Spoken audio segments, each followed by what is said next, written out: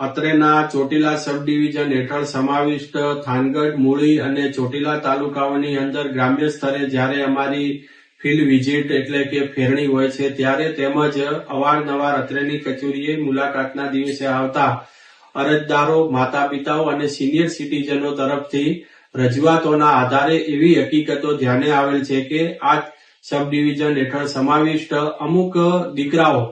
તેમના મા બાપને પ્રોપર જે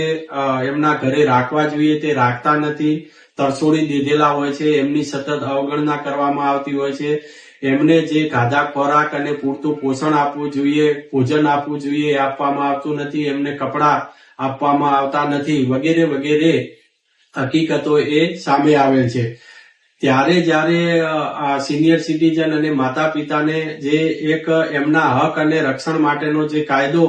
બનાવવામાં આવેલો છે, કાયદા વિશે પૂછતા તેઓ આ કાયદાથી બિલકુલ અજ્ઞાન હોવાનું માલુમ પડે છે। એટલા માટે વધુમાં વધુ આ કાયદાનો લાભ લે તેને ધ્યાને રાખી અને ભારત સરકારે જે કાયદો બનાવ્યો છે એનો જે હેતુ છે હેતુ સાર થાય એ માટે કરી અને આપણે આ વિડીયો બનાવીએ છીએ। આ કાયદાનું નામ છે the maintenance and welfare of parents and senior citizen act 2007 એટલે કે માતા પિતા અને વરિષ્ઠ નાગરિકોના ભરણ પોષણ અને કલ્યાણ બાબતનો અધિનિયમ 2007। જે અગાઉ મેં કીધું એ પ્રમાણે જો હકીકતો અને જો દીકરાઓ તરફથી જે મા બાપને જો પ્રોપર રાખવામાં કે એમની કેર લેવામાં ના આવતી હોય તો આ કાયદા અંતર્ગત સેક્શન 7 હેઠળ છે એ ટ્રિબ્યુનલની રચના કરવામાં આવેલી છે અને રાજ્ય સરકાર દ્વારા જે ટ્રિબ્યુનલની જે રચના કરી છે એમાં આખા રાજ્યની અંદર જે નાયબ કલેક્ટર અને સબ ડિવિઝન મેજિસ્ટ્રેટની જે કચેરી છે તેઓને આ ટ્રિબ્યુનલ તરીકે ઘોષિત કરવામાં આવેલી છે અને નાયબ કલેક્ટર અને સબ ડિવિઝનલ મેજિસ્ટ્રેટને આ ટ્રિબ્યુનલના અધ્યક્ષ બનાવવામાં આવેલા છે। જેને ધ્યાને રાખી અને જે પણ કોઈ આવા પ્રશ્નો હોય સિનિયર સિટીઝન અને માતા પિતાએ તેઓએ આ કચેરીઓનો સંપર્ક કરી અને કલમ 5 હેઠળ છે એ ભરણ પોષણ મેળવવા માટેની અરજી કરવાની હોય છે અને અરજી કર્યા બાદ એમનો કેસ છે કેસ રજીસ્ટરે લઈ અને કેસ ચલાવી અને તેઓને સેક્શન 9 હેઠળનો એક ઓર્ડર કરવામાં આવે છે અને જેમાં મંથલી એલાઉન્સ આપવામાં આવે છે અને એ મંથલી એલાઉન્સ એટલે કે મંથલી જે ભથ્થું છે માસિક ભથ્થું એની અંદર એમને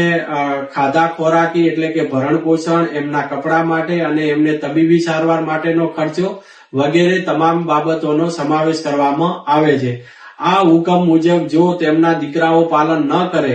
તો તેઓને તાત્કાલિક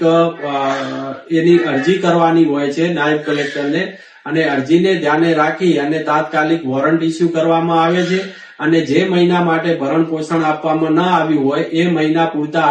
એઓને જેલમાં પણ મોકલવામાં આવતા હોય છે। જેથી આ કાયદો છે એ કાયદો ખૂબ જ માતા પિતા અને સિનિયર સિટીઝનોના એમના કલ્યાણને ધ્યાનમાં રાખી અને એમને